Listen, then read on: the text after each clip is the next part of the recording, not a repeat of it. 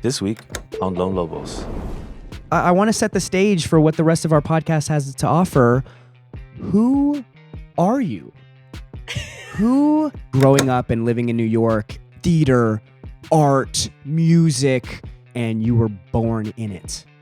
Well, I was actually born somewhere else, but I did. Where were you born? Like, the purpose of life is to draw closer things dangerous to come to. Something like that. Whoa. Break that down for me. A lot of my coming back to the things that I know I want to do has been me remembering who I am and me returning home to myself. Yeah. 3, 2, 1, go!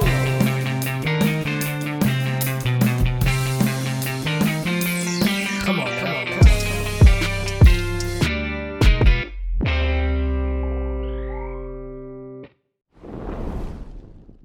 Welcome back to another episode of the Lone Lobos podcast. I am one half of your host today, Xolo Maridueña. I am the underdressed half of the podcast today. Very pleased to be welcoming us back to another week of the podcast with a new guest. As you might or might not know, I've been spending the last few months here in London doing a bit of filming, but more importantly, or maybe differently, I should say, getting to do my first study abroad. And in my travels, I have been pleased to getting to meet a whole new community of like-minded folk from all around the world. And it's a service of mine. It is a duty of mine to show our audience the fantastic, most interesting people from all around the world. And it gives me a great pleasure this week to introduce you all to one of my new friends that I've made out here in London, reigning all the way from New York City, Luciana Siracusano. Thank you for joining the podcast. Welcome on. Thank you, Xolo. Anything for you, my friend. Thank you so much for spending your last 24 hours on the silliest podcast east of the Mississippi. I really appreciate you. How are you feeling today? I feel amazing. Yes. So let's kind of, I want to set the stage for what the rest of our podcast has to offer. Who are you? Who are you? Where do you come from? You know, and what is it that you are most interested in right now? What is it that what would you say that you do? Yeah. Thank you for that very difficult question, Very Xolo. loaded question. I really appreciate that question. I think that is a question that I've been answering for a long time. Yeah. I think that's the question that we all come here to answer. Oh, yeah.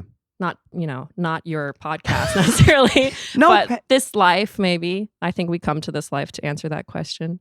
Who am I? Hello, world, or portion of the world who is a big fan of Xolo's podcast and your co-host. What is my name? My name is Luciana. Luciana is a Roman name. Oh. It comes from the Latin.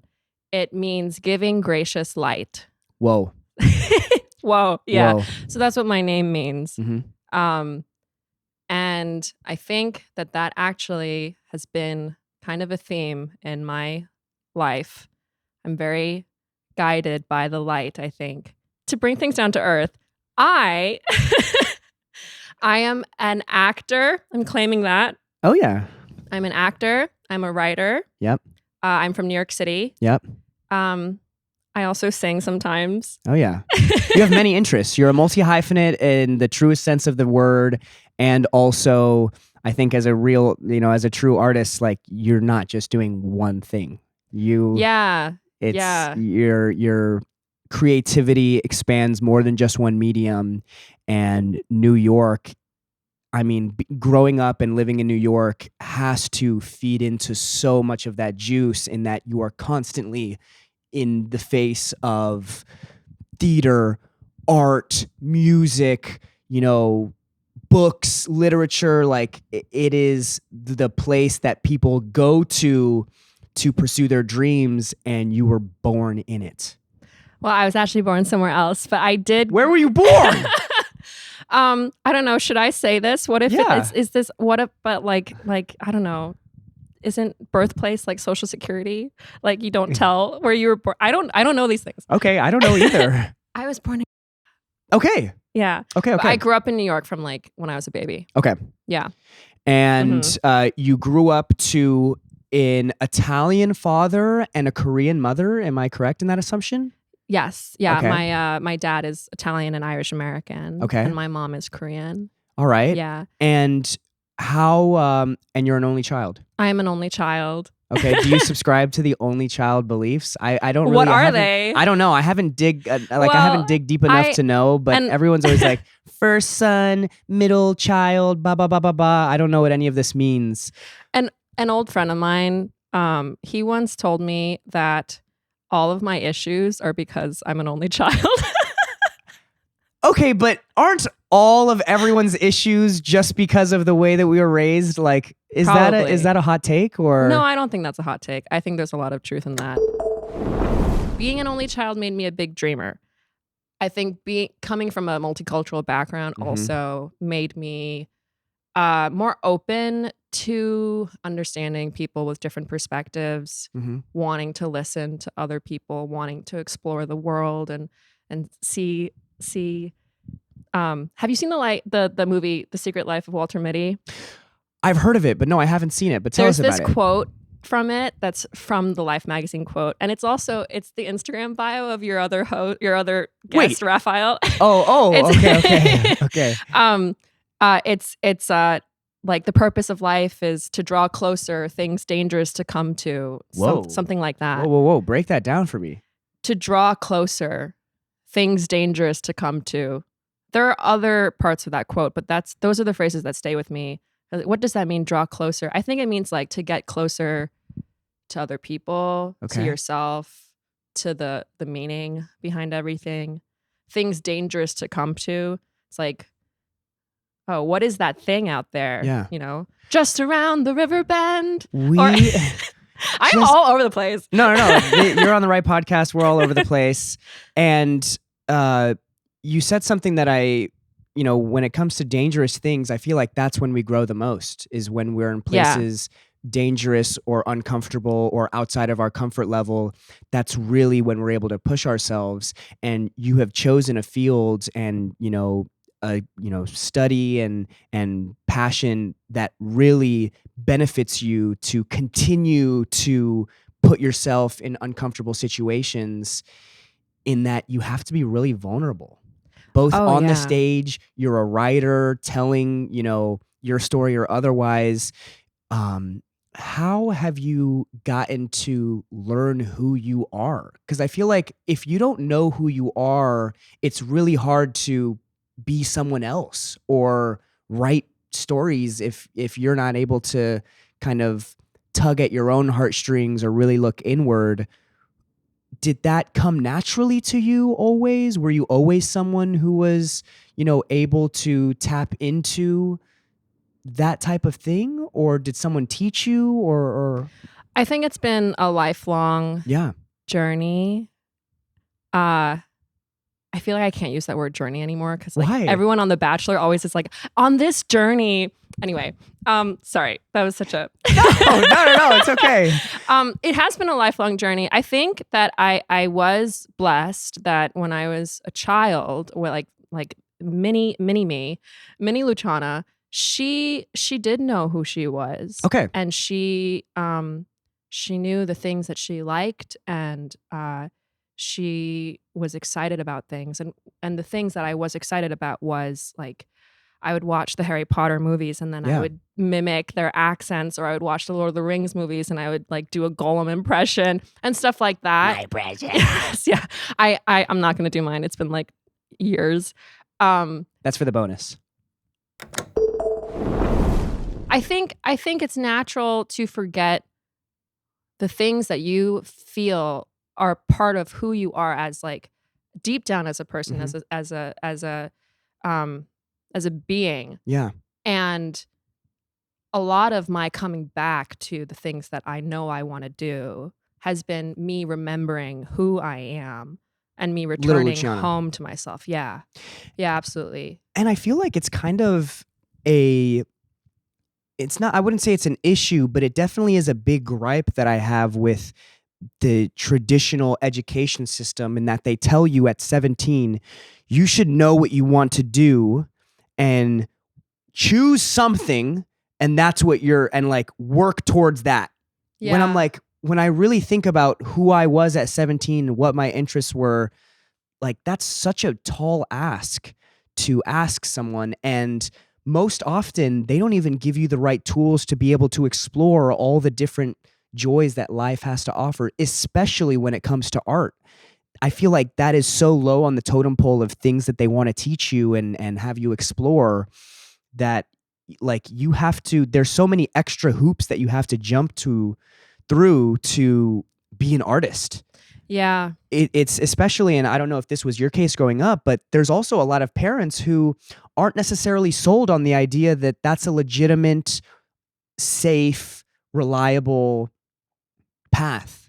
What was your family like? Were they always, you mentioned that they did have a hand in instilling confidence in you and being your, ride or dies, your main supporters.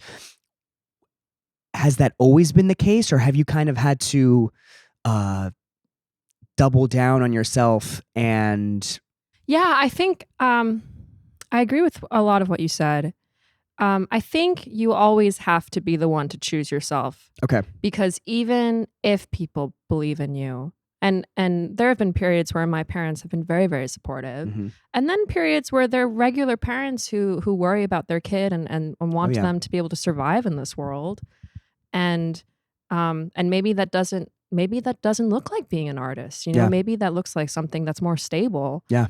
But regardless of whether you have people or friends or teachers in your life who support you or not, if you don't support you, Mm-hmm. then I don't really think you can get anywhere. Yeah. I think that my trajectory as an artist has really been remembering how to find my own self-belief that this is something that I have a dream, and that the dream is worth believing in, and that it's worth pursuing and taking action toward. That's another thing. No one really teaches you about taking action towards what you want. Achieving your destiny and like working towards it. It's not going to just fall on your lap. Yeah. You have to really work towards it. We can move on to something different. Yeah, I think I think we keep talking about the same stuff, which is like how to be an artist in this world and how to figure out be an who you artist are. in this world. And I want to figure out what type of artist you want to be. What is it that not that there necessarily has to be a lane, but when you imagine, yourself doing the thing that you want to do, is it a movie? Is it a production? Is it a, book tour? Is it all of these things? Right now, what is your heart telling you? When I go back to New York, this is kind of what I want to involve myself in. I think it's related to what you said that you've seen in me the last couple of weeks during our acting program at RADA. Eating alone. You're going to be eating a lot. You're going to be eating alone a lot more. I want to win an Oscar for eating alone. You want to? I want to have the best. I mean, Brad Pitt has made a whole career out of making it look nice the way that he eats alone. So is that his thing? That's definitely his thing. That's one of his calling cards for sure. I never noticed that. He always looks so classy. I'm a fan of Brad Pitt. There's so many actors that I'm a fan anomaly. of. I know. That's a very revolutionary normal thing to say. No, I really admire a lot of people. People can be so talented. Okay, so here's the thing. It is related to eating alone, and it's related to what you said you saw in me, which is I think that we would all be so much happier if everyone was able to be who they truly were. Okay. And if people left room for everyone to be who they are, and I think I felt this most poignantly when I was teaching. So after grad school, Columbia hired me to be an adjunct assistant professor at Columbia College, the undergrad. And so what the heck? They don't just hand that out, right? They don't hand it out. No. What did you do? Well, I worked hard.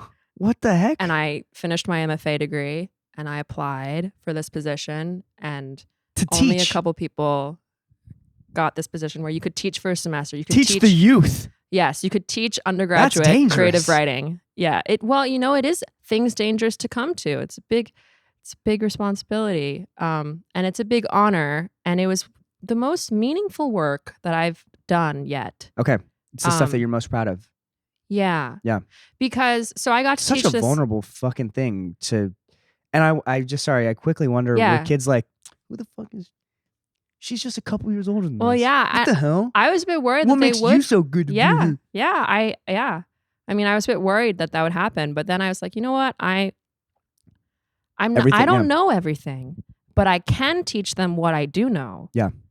And that's going to be And you enough. are legitimate. Yeah. Thank you. Yeah, it's funny I was teaching a workshop. So it was a small group of students and like around a round table, and everyone would share their own creative writing work. So they would write stories for the class. And before then, I was teaching craft stuff. But it is funny because I kind of looked their age, and you're like, listen to me. I distinctly remember the first day, like sitting there, and then people sitting down, and like they just started talking, and they were like, "Oh, what year are you? Oh, I'm a sophomore." And then I think someone asked me, "What year are you?" or like, "What about you?" And I was like, "Oh," like, and I said, "I'm Luciana Siracusano, the professor." There was a big plot twist. They were like, "Ooh, you're an imposter. You were trying to pretend to be one of us." I actually thought it'd be kind of funny if I just like waited long enough to see, but no, then I got the class started. But teaching was an amazing experience though, because it's related to that thing. I gotta hear about this. Yeah. I think teaching was the time when this feeling that I have for other people, this philosophy of like being able to encourage other people to be who they are, was most tangible and most manifest in my life, because I was actually working with young people who were doing an artistic thing, because it was a creative writing class. And we've all had this experience of just like, if you ask anyone who is your favorite teacher, someone always pops in someone's mind. Yeah, isn't that amazing? And to be that teacher, to be the person who is helping instilling that confidence, you know, is such I think it's an undervalued thing right now. And I think just teaching as an art form itself is, you know, gravely underappreciated, in that like having a good teacher, hold on to them so tightly, because it's, you know, I don't want to say that they come far and few between, but you know, there's something very impactful there. I think a good teacher doesn't just teach you the material. A good teacher sees who you are as a person. And a good teacher makes you feel a certain way, which is encouraged and believed in. Yeah. And a feeling like, hey, I actually I can figure this out. I have been blessed with a lot of good teachers. I remember I had a math teacher in high school who, I remember as a kid, I was so good at math. And then one day I just stopped being good at math. And it was so embarrassing. Was it when they added letters? I'm such a nerd. I'm a nerd. Your other guest, Jorge, would be like, nerd. That's what he would say. Yeah. He does that all the time. I don't know what that means. It's from The Simpsons. It's when he and Raph point at me and call me Lisa Simpson, they're like, but there was one day when I just wasn't good at math anymore. And I had this teacher in 11th grade math for like pre-calc, PCAB. And he was such a good teacher that things were clear, things were exciting, things were fun, and I started being good at math again. Whoa. And I think that's the difference, right? Mm-hmm. It's like suddenly I was excited about this thing that I had lost confidence in. So I think there are a lot of things that make a good teacher, but all those things were floating around in my head when I finally had the opportunity to teach. And since school had been so recent for me, I was like very fresh, and I was like, I want to take this really seriously, and I want to do a good job. And what was most important to me, it was teaching the craft of writing. It was being really clear, right? And making a space where people could share their writing and facilitating a conversation about someone's work that isn't hypercritical, that doesn't put someone down, but that generates something that they can take with them and they can make their art better. But the most important thing for me was actually seeing who these people are. Okay. Because everyone is this unique individual and everyone has something that they can offer. Half of my students were like engineering students. They were in the engineering school.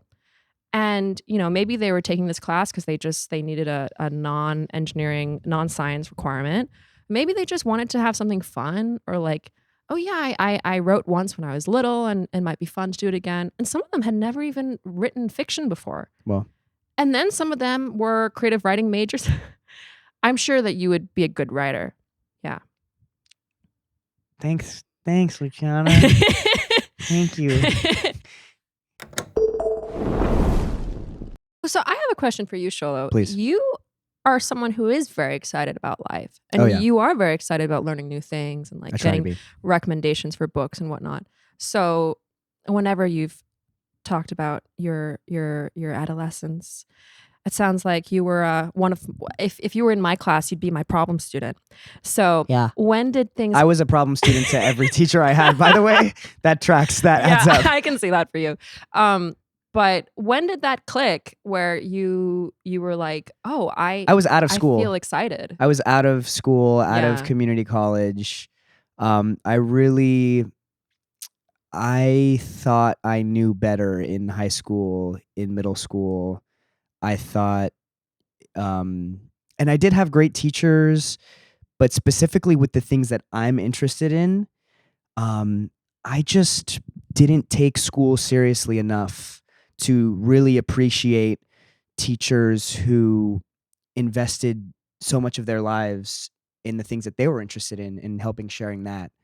Like I think back to Miss Pennington, who had us read Shakespeare in class, and how I literally, although I remember deeply enjoying her as a person, don't remember anything that we had to say about Shakespeare. And like, and do you remember what you read? No, not even. And it wasn't until I was well out of college, out of my 1 year at community college, I should say, that I really started to be like, wait, there are things that I'm interested in that I can read about and that I can learn about. And it kind of tied back into a conversation that we were having earlier, in that like it just came from truly realizing that I'm kind of a dummy, and I don't think you're a dummy. Not a dummy, but like I only know what I know, and that's not a lot, actually. So I ought to learn some more, and especially, you know, I think that's actually a really nice quality to have, because if you realize, oh, I only know what I know, and now I know that there's so many things that I don't know, right? Which is what we were talking about earlier. Then like, oh, that's so exciting. Look at all the things that you can and experience. There's still so much of the journey ahead, and you know, I'm not 70 coming to this realization. I'm 24, and there's still, and honestly, at 24, that is the experience. You don't know everything, and even at 70, you can still. My grandma. You're done. You're done at 70. If you haven't figured it out by now, no, my grandma, she started painting when she was in her 70s. Oh, whoa! And is she good at it? Yeah, like what? She won awards. What the? Yeah, and she started in her 70s, like traditional, like old-fashioned Korean painting. Whoa! Like flowers and spring and they're beautiful. And granted, she's always been like a creative person, right? But it's not like she was painting since she was 5, you know? So I think that you can always, so going back to what you were saying about like, oh, you should know what you want to do when you're 17. Right. Come on. It's a big privilege if you happen to know what you want to do. Yeah. When I was graduating college, my friends, everyone I knew, they knew what their next step was. Like they had lined up a job and like some of my friends were working at Google at like they had great jobs lined up, or they were doing like they were going to teach somewhere far Yeah. away in a foreign country, and or they were going straight into a PhD program, and they just in the sciences, and they knew. And I felt like, you know, all the schooling that I've had, like 7 years of middle school and high school and then 4 years of college, I was exhausted. Yeah. And I didn't know yet what I wanted to do. And I was like, I need time to figure it out. Mhm. And it was a very different path. And so it's envious when people know what they want, and it's the only thing that they, you know, like working Yeah. with whales, or like being a Yeah. specific type of doctor. But I also think that people can change throughout their life. Oh yeah. And if you're not changing, then I don't think that you're growing. You're definitely not. And I wonder if and already in your experience, you have, by taking the time to really figure out what you want, you have not bogged yourself down into one thing. You can do it all. And I think that that's something that as you, and you are doing it all right now already. So to see you do this to a higher degree and to really continue in this journey, I'm really excited to follow your journey and support you to cheer you on in whatever it is that you do. Because it's clear that, you know, now that your mind is set, I don't think there's any going back. Luciana, to wrap things up, we have a playlist that you can listen to anywhere you Ooh. listen to music. And each week we add a new song to the playlist. One new To song? introduce, well, I'm going to add a song and you're going to add a song. So it'll be 2 songs this week. It I could don't be like something that making you've been listening choices. to. It could be one of your favorite songs. It could be a song that you feel encapsulates this moment. Just something you can take the time to look at the music that you've been listening to. If your mind draws a blank, it can be something from Pocahontas. Just Around the Riverbend from Pocahontas, because it's like Okay. about what we've been talking about. What's waiting around the riverbend, around life's corners. That's going to be the name of this episode. Just Around the Riverbend Oh my God. with Luciana. And everyone who's a fan of Pocahontas Yes. is going to understand. This life is here for you to be who you are.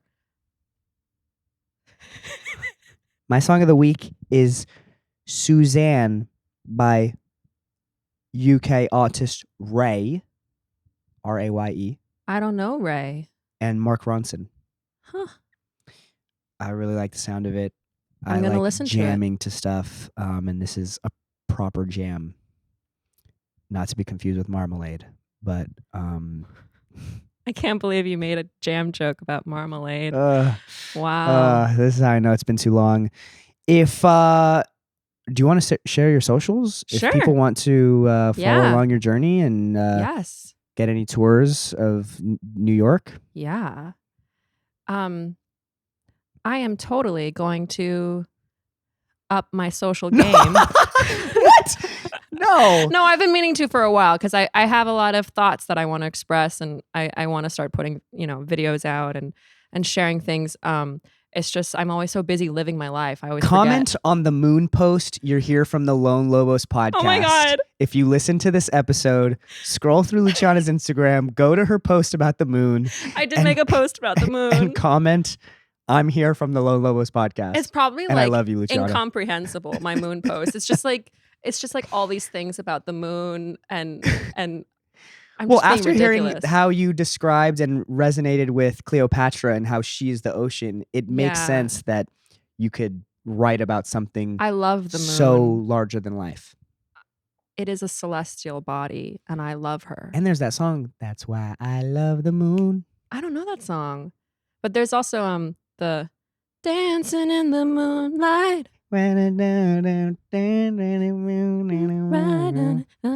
Yeah. The moon, it's it feels like everyone knows about it. La Luna. It's a loteria card. What? I don't think I got that one. Loteria is like Mexican bingo. Oh. And there's like a whole bunch of different cards, and La Luna is one of them. Oh. Mm. It's also a tarot card. The Oh. moon. It represents the unconscious and emotions and Oof. yeah. Anyway, my Instagram is @, that was my left hand, so @Luciana.artsoul. So that's my name, LUCIANA .ARTSOUL, because that's kind of my brand. Oh yeah. It's just art and soul stuff. That's why I'm here. You took why I'm two here. very big categories. I mean, Yeah. I'm Other pretty sure people you'll be just able to- put their name. And I was like, no, I also want to include these 2 words that mean a lot. and stick with it, okay? I really appreciate everyone that's listened this week. I really appreciate you, Luciana, for coming by and stopping on the podcast. Please don't let this be the last time. I can't wait to have you back on again with my co-host, Jacob, who's missing today, or who I just didn't invite today. I'm sorry. And